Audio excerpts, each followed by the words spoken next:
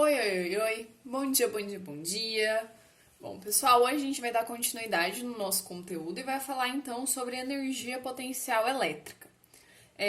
A gente ainda vai ver sobre o potencial elétrico e o trabalho da força elétrica, que vão ser também tópicos para complementar a ideia dessa energia potencial, tá? Mas por hora, então, o que a gente pode dizer sobre essa energia potencial elétrica? Ela, assim como as outras energias potenciais que a gente já viu lá no primeiro ano, elas dizem respeito a uma energia acumulada pelo sistema, ok? E que pode, então, a partir desse acúmulo, ser transformada em uma energia cinética de movimento daquele corpo, daquela partícula, beleza? Então, essa é a ideia de energia potencial, não importa o nome que ela receba, tá? Toda energia potencial, ela vem, então, em uma forma de ser acumulada pelo sistema. E, principalmente, pessoal, essa energia, ela é acumulada pelo sistema devido a uma interação. Aqui, uma interação entre cargas, porque nós estamos trabalhando com uma potencial elétrica. Mas se a gente lembrar da energia potencial gravitacional, a gente vai ter que pensar em uma interação entre corpos, entre duas massas. Mas, ainda assim, é uma energia acumulada no sistema devido a essa interação, beleza? Pessoal, eu vou já reforçar desde agora a ideia de que ela é uma energia acumulada pelo sistema, tá? Geralmente, nós atribuímos essa energia do sistema a um dos corpos que irá se movimentar. Mas essa é uma ideia que a gente tem mais para facilitar a nossa fala ou o nosso entendimento e não necessariamente é o que acontece, tá? Esse acúmulo é pelo sistema, tá? Então as duas cargas nesse caso acumulam essa energia potencial, né? O sistema carga Qzão Qzinho acumula essa energia potencial que pode então ser transformada em uma energia cinética. Beleza? Bom, então o que acontece? Quando a gente tem essas duas cargas aqui, elas sendo positivas, gera uma repulsão. Então a gente sabe que vai existir uma força elétrica capaz de repelir, de afastar essas duas cargas, ok? O que acontece? Se a gente coloca elas duas e segura as duas nessa posição, elas estarão acumulando uma energia potencial elétrica enquanto a gente fizer isso, né? Enquanto nós deixamos essas duas cargas próximas, elas estão acumulando uma energia potencial elétrica, né? O sistema cargas está acumulando essa energia potencial elétrica. Tanto é que se a gente libera esse sistema, elas se movimentam, convertendo essa energia acumulada em energia cinética. Perfeito? Mas, geralmente, por mais que as duas possam, então, aproveitar dessa energia para transformar em cinética, a gente costuma, para facilitar os nossos entendimentos, os nossos cálculos, deixar essa carga aqui, ó, ou uma das cargas, fixa, ok? Por quê?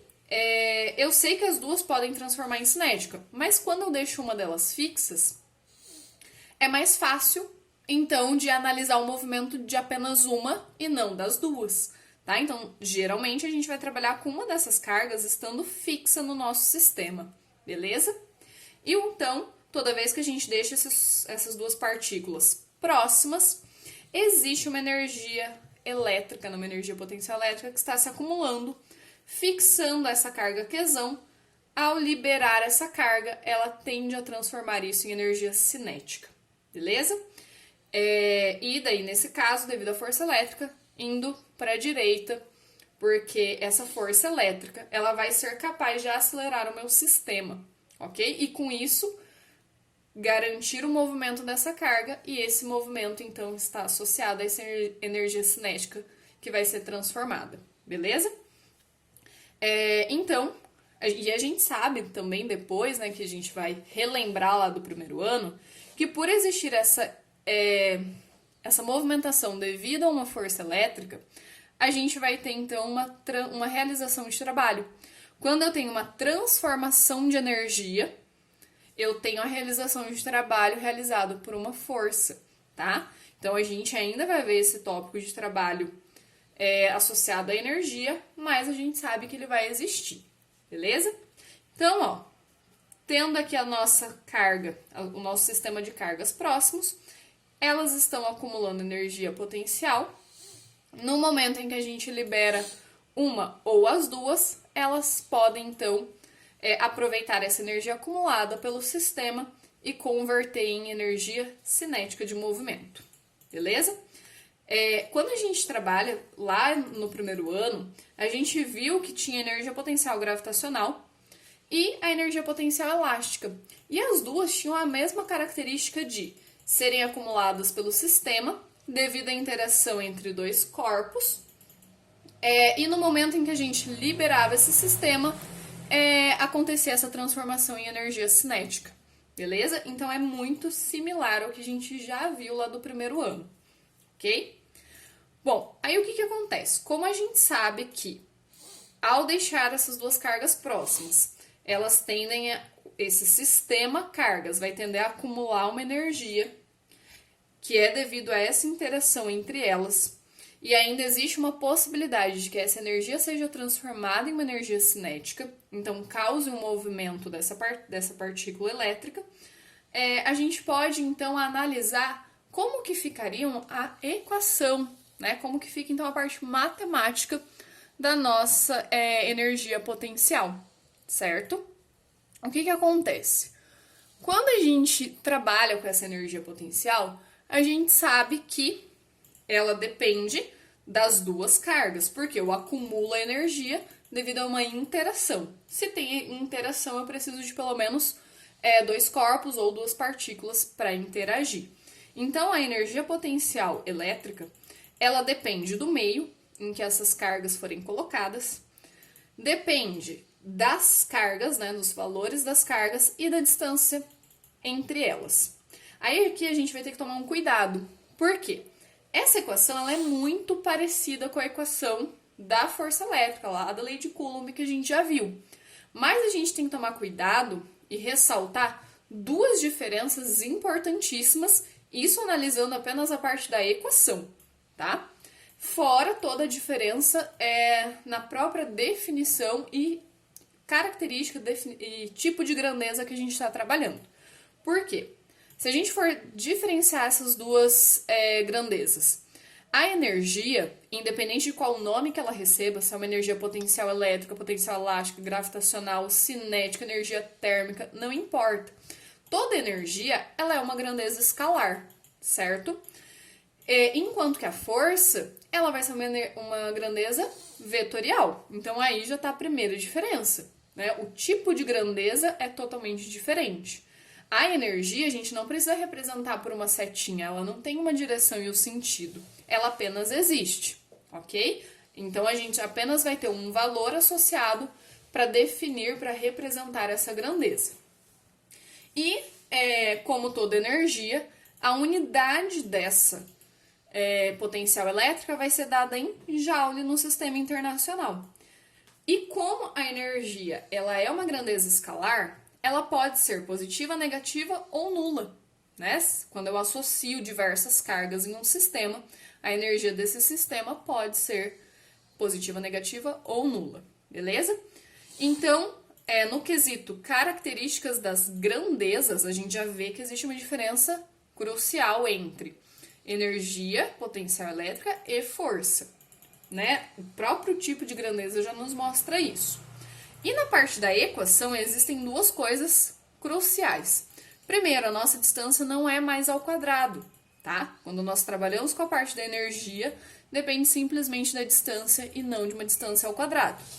E a outra característica importante, então, que a gente precisa se atentar agora é o seguinte. Lá no campo elétrico e na força elétrica, nós estávamos trabalhando com vetores. Isso significava que na equação, como ela nos representava o módulo daquele vetor, a gente não precisava se preocupar em colocar sinais, muito pelo contrário. A gente não colocava sinal nem na força nem no campo, né? A gente tinha que pensar que era um módulo dessas cargas, porque o sinal ele viria dentro de uma análise vetorial. Mas agora, para a energia, por ser uma grandeza escalar, faz toda a diferença você colocar o sinal na sua equação, tá? Então, para as energias, você precisa obrigatoriamente colocar o sinal, tá? E isso vai fazer com que a gente entenda as transformações energéticas, ok? Então, se a gente não colocar o sinal, a gente vai estar errando a análise física do nosso sistema, das nossas transformações, tá? E eu vou explicar, então, em forma de um exemplo, essa ideia das transformações energéticas, tá? E a importância de colocar ou não esse sinal. Então, primeira coisa que a gente precisa afirmar é: você não tem escolha, você vai ter que colocar o sinal dessas cargas. Isso porque, ó, vamos pensar o seguinte: se a gente coloca de novo um sistema Qzão, Qzinho, as duas positivas. Quando eu solto essa carga, né, eu abandono ela aqui, a gente sabe que ela vai ter uma velocidade para a direita devido a uma repulsão entre essas duas cargas. Essa daqui está fixa, então ela não vai se movimentar. Então, ó, depois de um tempo, essa carguinha vai estar aqui na frente, certo? Aí o que acontece? Vamos supor, bem criativamente, como vocês sabem que eu sou, que a nossa energia nessa primeira situação sejam 10 joules. Beleza? A gente calculou e descobriu que são 10 joules. Aqui, a gente vai ter o quê? Uma energia potencial menor, certo? Por que menor?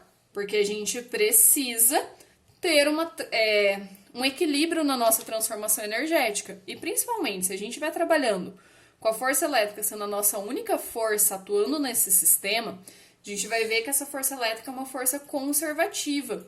Então, a gente não vai ter uma dissipação de energia. Então, a gente sabe que toda energia de um tipo vai ser transformada em outro, tá?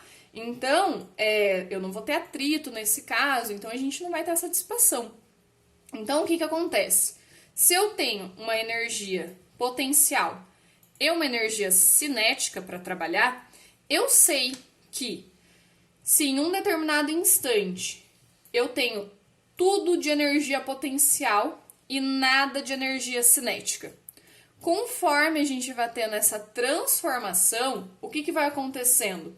Se ela vai adquirir velocidade e ela vai aumentar essa velocidade com o tempo, porque ela está sendo acelerada devido a uma força resultante diferente de zero, a gente sabe que essa energia cinética vai ter que aumentar. Mas se ela aumenta, a gente sabe que o potencial vai ter que diminuir, né? Para isso aqui se manter no equilíbrio. Então, ao ponto que uma aumenta, a outra tem que diminuir para a gente ainda continuar tendo uma conservação da energia total do nosso sistema, tá? Isso aqui é mais ou menos aquela ideia da gangorra que a gente tinha nas montanhas russas, quando a gente trabalhava com a parte de energia mecânica, tá? Aqui vai acontecer a mesma coisa, a gente ainda precisa afirmar uma conservação dessa energia, beleza? Então, se eu estou com uma certa energia potencial aqui, estou acumulando, segurei meu sistema. Soltei essa carga, essa energia potencial vai começar a diminuir, porque ela está se transformando em cinética. Então, essa energia potencial inicial, ela vai diminuir depois. Então, vamos supor que aqui, sei lá, ela tenha 2 joules, ok? Aí, nesse ponto, que eu sei que ela diminuiu, em um sistema conservativo em que só atuam essas transformações energéticas, eu sei que agora a minha cinética vale 8 joules, certo? Então, a velocidade cujo essa partícula tem nesse ponto me refere a uma energia cinética de 8 joules, certo? Então, a gente sabe que essa energia potencial foi transformada em cinética, mas que o meu total permanece constante, ok? Então, eu sei que, devido a essa transformação para cinética, a gente teve uma diminuição da potencial. Aí, o que acontece? Se a gente for analisar os nossos sinais aqui, ó, eu sei que a carga Qzão é positiva, carga Qzinho é positiva, colocando esses sinais, mais com mais, eu sei que a energia também é positiva, certo? Então, essa energia aqui positiva, a gente sabe, né, na hora de analisar aqui, mais 10, mais 2, eu realmente estou diminuindo essa energia, conforme ela vai se transformando em cinética, e principalmente, eu aumentei a distância da minha partícula. Se eu aumento a distância, eu sei que eu vou ter que diminuir a minha energia potencial, beleza? Bom, então esse caso é bem tranquilo. Se a gente tivesse duas partículas negativas, a gente ia colocar menos, menos. Menos com menos também daria mais. A análise seria exatamente a mesma, ok? Então a ideia de vocês entenderem a importância do sinal vem no nosso segundo exemplo, tá? Mas aqui a gente sabe então que existiu uma diminuição da nossa energia potencial, porque ela foi transformada em cinética, ao ponto que a gente tem então o aumento de cinética, tem que ter uma diminuição de potencial, beleza? Aí a nossa segunda análise, quando eu trabalho com essas cargas de sinais contrários, o que acontece? Se eu for analisar primeiro o sinal, ó, carga Q1 continua positiva, mas a Q agora é negativa. Isso significa que a minha energia vai ser mais com menos, menos. Minha energia potencial elétrica agora é negativa.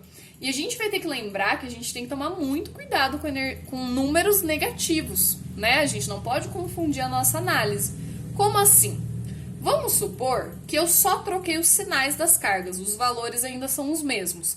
Significa que neste ponto eu teria uma energia potencial de menos 2 joules, beleza? Então a gente tem uma energia de menos 2 joules. Quando eu solto esse sistema, essa carga tende então a se aproximar da Qzão, né? Elas vão ser atraídas.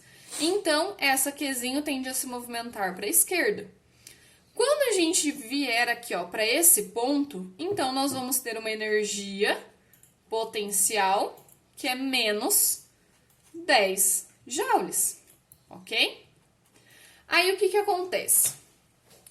Quando a gente for analisar, a gente vai ter que tomar o seguinte cuidado. Se eu diminuir a distância, eu posso pensar que eu estaria aumentando a energia potencial. Mas isso é um erro. Por quê? Se eu pensar no módulo, né, apenas no valor da minha energia potencial, perfeito? Ao diminuir a minha distância, eu estarei aumentando o valor numérico dessa energia. Então, 2 indo para 10, perfeito? O valor numérico está aumentando. No entanto, a gente tem que tomar o cuidado de que esse valor numérico é negativo. Então, se eu estou indo de menos 2 para menos 10, significa que eu estou diminuindo a minha energia e não aumentando, tá? Mas, quando a gente olha só pela proporção da equação, fica meio estranho a gente pensar nisso. Mas quando a gente olha como um todo, analisando os sinais, faz todo sentido. Por quê? Pessoal, o que tem que acontecer nesse sistema? A mesma coisa que aconteceu aqui. A gente sabe que nesse ponto a gente tem uma energia que foi acumulada e que daqui para cá ela vai ser transformada em cinética. Então a gente vai ter um sistema, de novo, em que nós temos um certo valor de energia potencial. Este valor vai ser transformado em cinética. Então, ao passo que a cinética aumenta, nós temos que diminuir a potencial, beleza? Por quê? Se eu sei que eu estou movimentando a carga, eu estou fornecendo uma energia, transformando uma energia cinética, e essa cinética está aumentando, a minha potencial tem que estar diminuindo, senão eu não consigo fechar a nossa conta da conservação da energia, né? Porque como que eu aumento a potencial e aumento a cinética? Essa soma não ia continuar constante, né? Não ia acontecer esse equilíbrio de uma conservação da energia mecânica. A gente sabe que isso tem que acontecer. Então, se eu estou transformando em cinética, a cinética está aumentando, a potencial tem que diminuir. E esse sinal negativo nos garante essa diminuição. Porque por mais que ela aumente em módulo, em valor, ela está diminuindo pensando em uma análise de sinais, né? Indo de menos 2 para menos 10. Ela está diminuindo. O que faz todo sentido, já que a cinética está aumentando. Beleza, pessoal? Então, é importante a gente manter esses sinais, senão as nossas análises vão estar erradas. Então, já sabemos que que o sinal importa na nossa conta a partir de agora. Vou fazer duas considerações. A primeira é, quando nós temos essa ideia de como a cinética está aumentando, a gente precisa ter uma energia potencial diminuindo para manter esse sistema conservativo, a gente também pode pensar em uma ideia que vai facilitar o nosso entendimento depois na parte de trabalho, que é o seguinte, pessoal. Esse movimento, tanto na primeira situação quanto na segunda, são movimentos espontâneos, não é? Nós estamos liberando o sistema e a carga ela está indo na direção que ela, digamos assim, prefere, que ela quer, não é? Isso significa que ela está se movimentando de uma maneira espontânea. E a gente vai retomar depois que todo trabalho espontâneo nos faz ter uma variação de energia potencial diminuindo, tá? Então, o que a gente pode tirar de conclusão disso? Os corpos, as partículas, elas tendem a um estado de energia mínima espontaneamente, né? É natural para corpos e partículas querer ficar em um estado de energia mínima, tá? Então, elas tendem a ir espontaneamente para essa região em que a gente diminui uma energia potencial, beleza? E isso acontece até com a gente, tá? Quem nunca, ao lavar uma louça, não ficou muito mais confortável escorando na pia? Ou ao fazer uma comida, não escorou no fogão, certo? Ou na hora de sentar, não encostou as costas no encosto da cadeira, ao invés de ficar sem esse apoio. Isso tudo é uma maneira que o nosso corpo tem de poupar energia, de ficar em um estado de energia mínimo, tá? Então, é natural desses sistemas manter-se nesse estado. Então, espontaneamente, isso vai acontecer. Depois a gente vai provar isso a partir do teorema do trabalho energia potencial. Então, a gente vai ter que lembrar que essas energias, ao estarem transformando em cinética, vão ter que tender a diminuir para manter essa conservação. Beleza, pessoal? E a segunda ideia importante é que, como a nossa energia é uma grandeza escalar, quando a gente for fazer a energia resultante de um sistema em que existem mais do que duas cargas, a gente vai fazer uma conta muito semelhante com o que a gente fazia de força, mas muito mais fácil. Porque quando a gente tinha 3 cargas em um sistema de força, a gente tinha que, primeiro, definir sobre quem a gente queria o resultante, e a gente tinha que analisar os vetores que iriam ter ali naquela situação, para daí definir qual era a conta que a gente teria que fazer, certo? Aqui, como a gente está trabalhando com energia, é uma grandeza escalar, a gente apenas soma escalares. Então, se eu quero total, é só somar todos os valores. Então, a gente vai fazer a interação entre essas partículas, certo? Então, de 2 a 2, porque na nossa equação ainda só cabem 2 cargas, mas a gente vai fazer a energia de cada par de cargas e a energia potencial total vai ser apenas a soma de todas as energias potenciais, tá? Então agora eu não tenho mais que me preocupar para que lado o vetor está indo. A única coisa que eu tenho que me preocupar é com os sinais das energias, porque daí quando eu for somar todos esses valores, esse mais ou menos vai importar, né? Então a gente vai somar todo mundo respeitando os sinais. É só isso que a gente precisa fazer na hora de achar o resultante de um sistema de energia. Beleza, pessoal?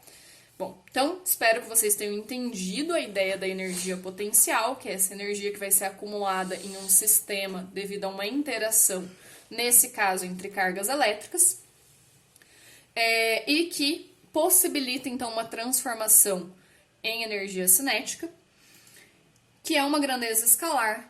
Isso significa que a resultante vai depender apenas da soma de cada um dos pares de energia. E que agora a gente precisa definir esse sinal para ter essa análise de quando aumenta e quando diminui.